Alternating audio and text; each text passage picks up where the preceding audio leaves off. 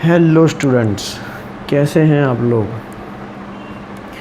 चलो, आप लोगों ने जो है वो पिछला लेक्चर देखा होगा, जो है मैंने चलाया था द्रव्य का वर्गीकरण, और उसके बाद वर्गीकरण जो है अच्छे से समझाने के बाद अब हम लोग आगे देख रहे हैं।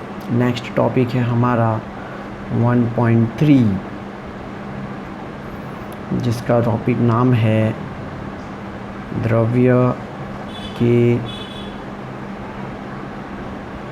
गुणधर्म और उनका मापन। तो पहला है इसमें 1.3.1 भौतिक एवं रासायनिक गुण। देखो, जब हम लोग 11 साइंस में आ जाते हैं तो रसायन विज्ञान में सबसे पहले ये जो बेसिक चीज़ है वो हम लोगों को आनी चाहिए। जो कोई भी पदार्थ है या द्रव्य है, उसकी पहचान हम लोग दो तरीक़ों से कर सकते हैं। एक तो उसके भौतिक गुणधर्मों द्वारा और दूसरा जो है रासायनिक गुणधर्मों द्वारा। उसमें भी जो है भौतिक गुणधर्म ऐसा होता है जिसको हम लोग देख कर, उसको छू कर जो है हम लोग उसका पता लगा सकते हैं कि भाई भौतिक गुणधर्म की बात करें तो भौतिक गुणधर्म में कौन से गुणधर्म आते हैं। तो भौतिक गुणधर्म में आते हैं रंग, गंध,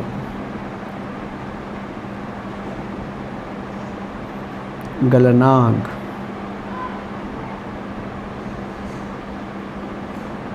क्वथनांक, घनत्व वगैरह।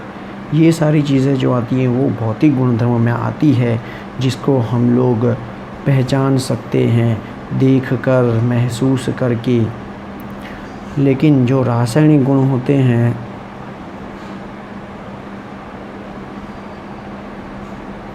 ठीक है ना, रासायनिक गुण को समझने के लिए हम लोगों को प्रयोग करने पड़ते हैं। जैसे कि ज्वलनशीलता, जब तक उसको जलाएंगे नहीं तब तक नहीं पता चलेगा कि वो ज्वलनशील है या नहीं है। दूसरा है अम्ल, उसकी बेस के साथ प्रक्रिया करके देखनी पड़ेगी। तीसरा है क्षार, उसकी एसिड के साथ प्रक्रिया करके देखनी पड़ेगी कि वो प्रक्रिया कर पाता है या नहीं कर पाता है। तो ये दोनों में इतना फ़र्क होता है, ठीक है।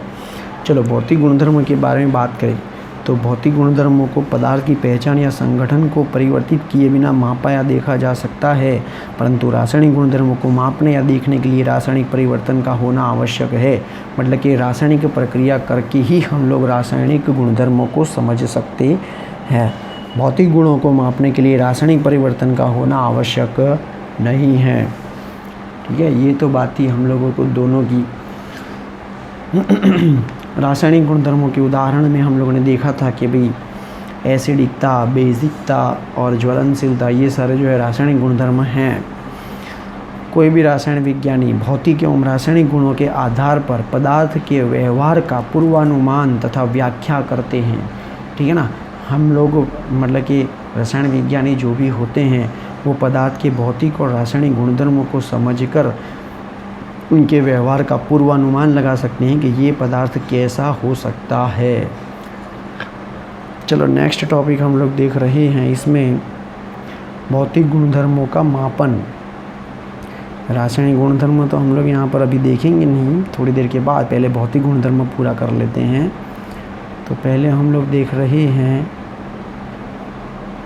भौतिक गुणधर्मों का मापन। चलो,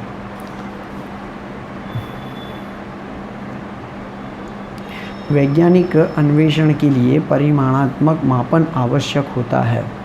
मतलब कि किसी भी चीज़ को अगर हम लोग उसको समझाना चाहते हैं तो उसका एक परफेक्ट परिमाणात्मक मापन होना ज़रूरी है। द्रव्य के अनेक गुणधर्म हैं, जैसे कि लंबाई, क्षेत्रफल, आयतन आदि मात्रात्मक प्रकृति के होते हैं। मतलब कि इन गुणधर्मों को समझाने के लिए हम लोगों को एक मात्रात्मक चीज़ चाहिए। किसी मात्रात्मक प्रेक्षण या मापन को कोई संख्या और उसके बाद वह इकाई लिखकर निरूपित किया जाता है। मानो कि हमारे पास ये जो भी मात्रात्मक गुणधर्म है, जैसे कि हमने बात की अभी कि भाई लंबाई, ठीक है, कि भाई क्षेत्रफल, फिर हम लोगों ने देखा आयतन।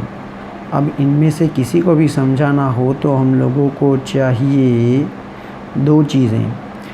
एक तो चाहिए उसकी संख्या और उसके बाद चाहिए उसकी इकाई। कैसे?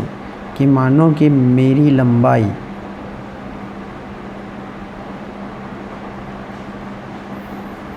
169 है, तो ये वाक्य रचना अधूरी है। मेरी लंबाई, जब हम लोगों ने बात की कि भाई लंबाई के बारे में, तो दो चीज़ें होनी चाहिए। एक तो उसकी संख्या होनी चाहिए और पीछे इकाई होनी चाहिए। मैंने संख्या लिख दी 169, लेकिन इकाई नहीं लिखी है, तो ये इकाई क्या होगी लंबाई के लिए? तो देखो, लंबाई के लिए हम लोग किलोग्राम नहीं लिख सकते, ग्राम नहीं लिख सकते, वो तो द्रव्यमान के लिए होता है, ठीक है ना। मीटर स्क्वायर नहीं लिख सकते। तो लंबाई किसके लिए होता है? तो लंबाई के लिए क्या क्या इकाई है कि भाई सेंटीमीटर होता है, मीटर होता है, किलोमीटर होता है या फुट होता है। तो यहाँ पे जो मैंने लिखा है ना, मेरी लंबाई 169 है, तो वो है सेंटीमीटर। तो किसी भी भौतिक गुणधर्मों का मापन करने के लिए हमारे पास जो भी चीज़ होती है, जो राशि होती है, उस राशि के लिए सबसे पहले हम लोगों को संख्या चाहिए और उसके बाद हम लोगों को उसकी इकाई लिखनी पड़ती है, ठीक है। चलो, पहले विश्व के विभिन्न भागों में मापन की दो पद्धतियाँ थी। एक पद्धति थी अंग्रेजी पद्धति, ठीक है, और दूसरी पद्धति थी मैट्रिक पद्धति।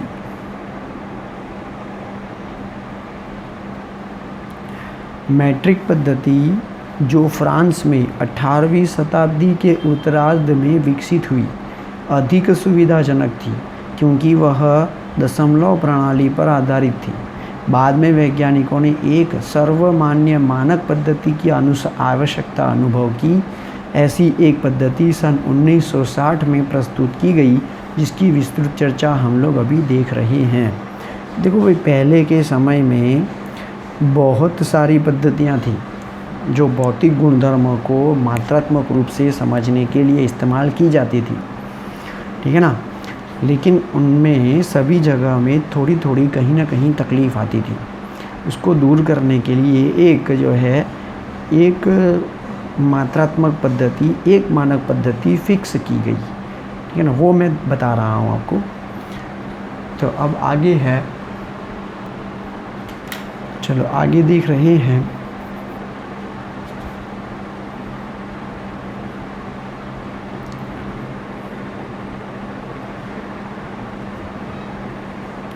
मात्रकों की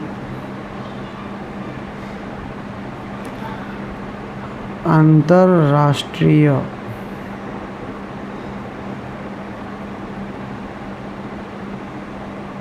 पद्धति SI।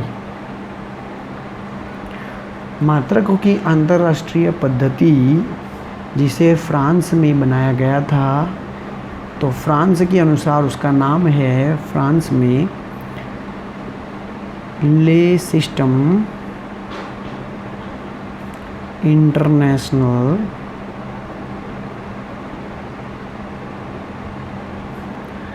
D units. तो कोई आपको पूछे कि भाई SI का पूरा नाम क्या है, तो ये है SI का पूरा नाम, ले सिस्टम इंटरनेशनल डी यूनिट। सन 1960 में भार और माप के 11वें सर्व सम्मेलन, जिसको कहा जाता है सर्व सम्मेलन, सम्मेलन है ये एक प्रकार का जहाँ पे सब वैज्ञानिक दुनिया भर से, दुनिया के अलग अलग कोनों से आते हैं, उस सम्मेलन में हिस्सा लेते हैं, अपनी राय प्रतिक्रिया देते हैं, फिर एक उसमें निर्णय लिया जाता है। तो ये सम्मेलन किया गया था, उसका नाम है CGPM। तो सम्मेलन इंग्लिश में कॉन्फ्रेंस, तो conference generally dash points at measures,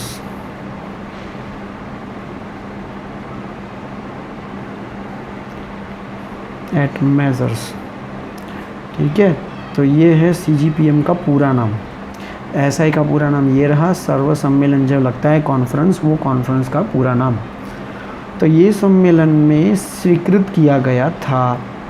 CGPM एक सरकारी संस्था है जिसका गठन एक रासायनिक समझौते, जिसे मीटर परिपाटी कहते हैं, और जिस पर सन 1975 में पेरिस में हस्ताक्षर किए गए थे, के अंतर्गत किया गया था। तो ये जो सब कुछ निर्णय होते हैं वो फ्रांस में होते हैं, ठीक है ना। अब हम लोग बात करते हैं आगे।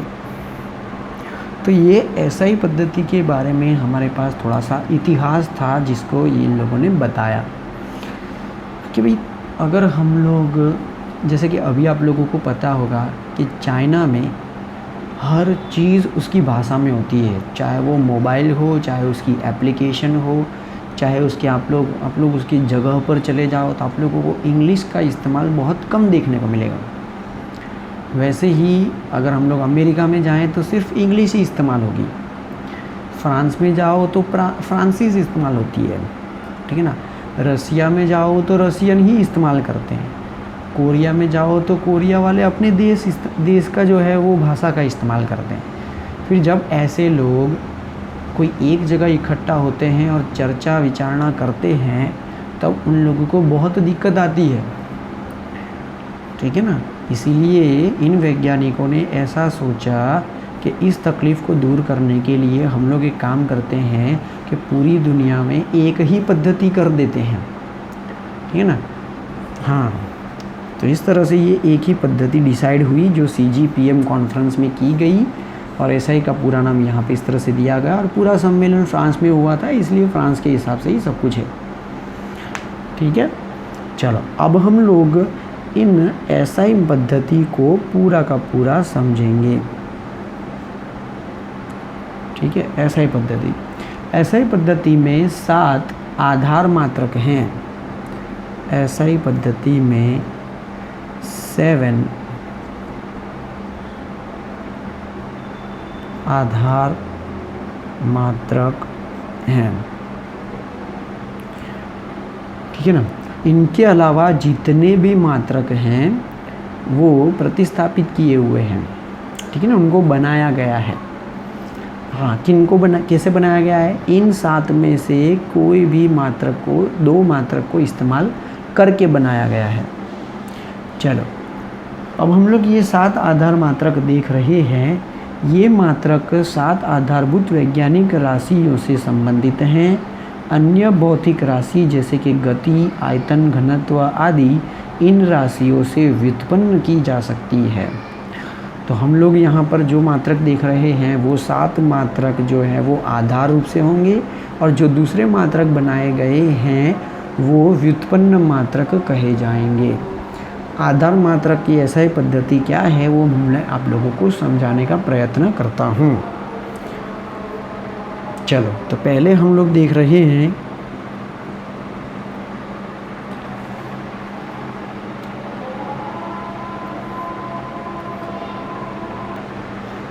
तो SI पद्धति में जो 7 आधार मात्रक हैं उनको बताने के लिए सबसे पहले हम लोग देख रहे हैं कि भाई भौतिक राशि और उसके प्रतीक, और फिर उसके बाद उस SI मात्रक का नाम और SI मात्रक प्रतीक। देखो भौतिक राशि और फिर मात्रक, ये 2 चीज़ें आपको समझनी है,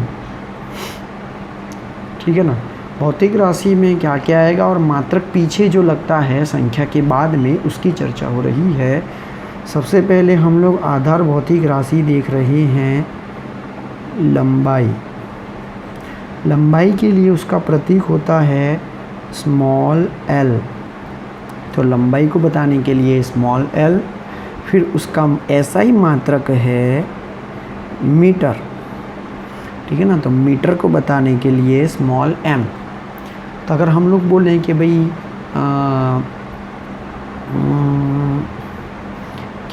फला हवाई जहाज़, ठीक है, 50 मीटर लंबा है, ठीक है ना।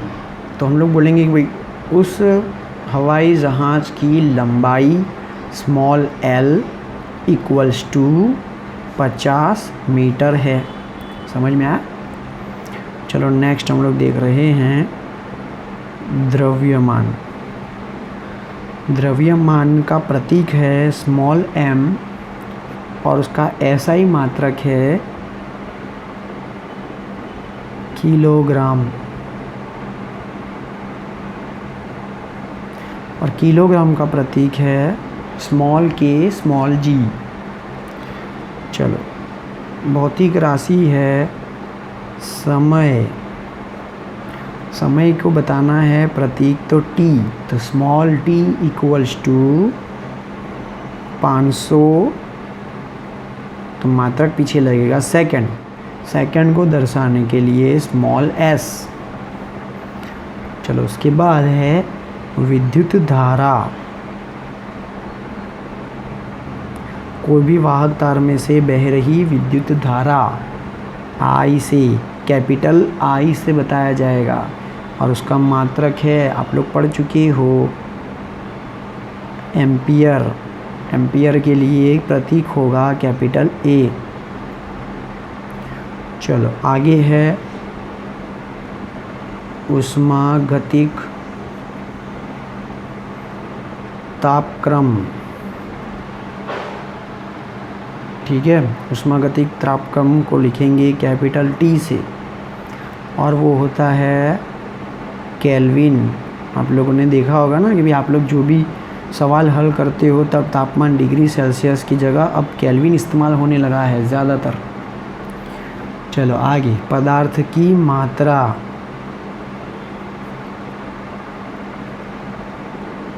पदार्थ की मात्रा को स्मॉल एन से बताया जाएगा और उसके मात्रक है मोल और मोल को लिखना पड़ेगा स्मॉल एन स्मॉल ओ स्मॉल एल, मोल।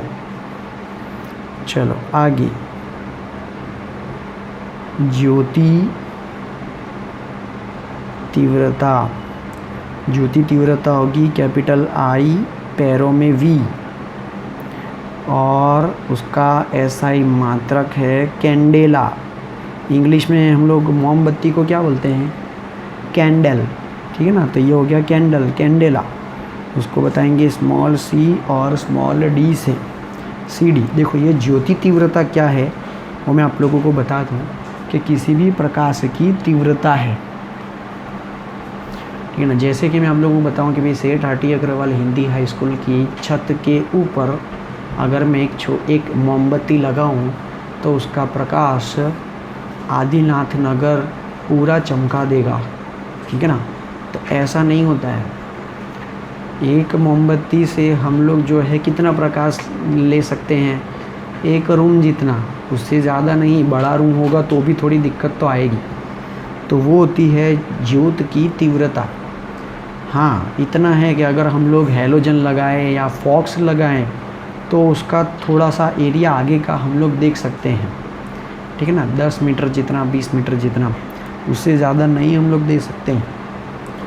समझ में आया? तो वो है ज्योत की तीव्रता के बारे में था।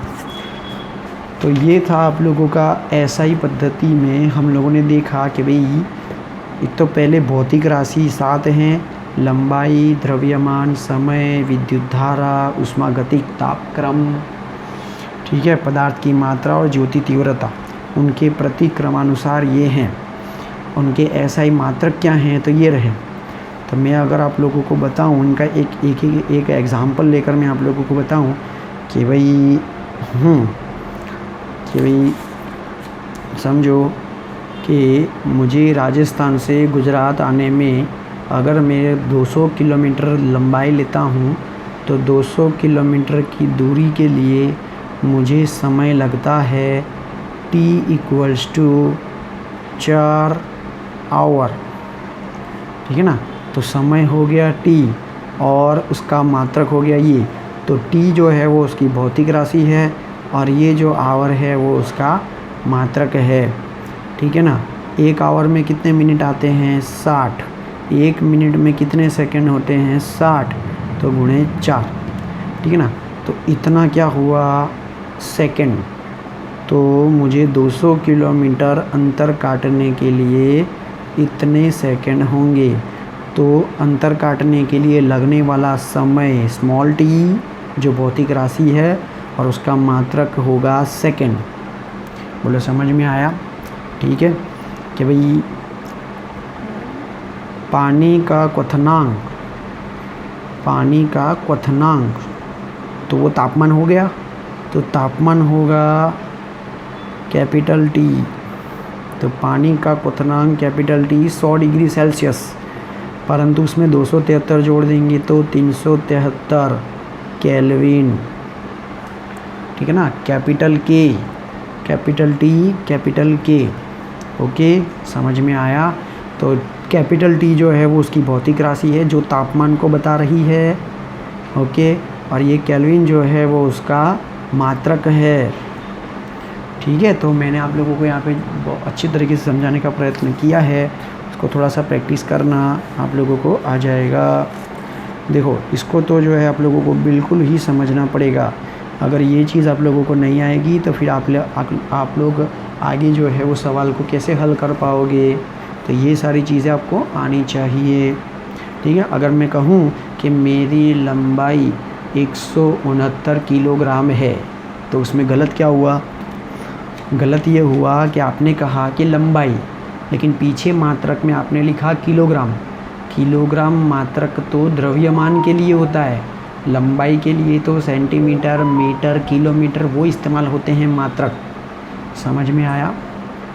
तो ध्यान रखना। तो ये भौतिक राशि और उसके मात्रक। बस आज के लिए इतना ही, फिर बाद में मिलेंगे।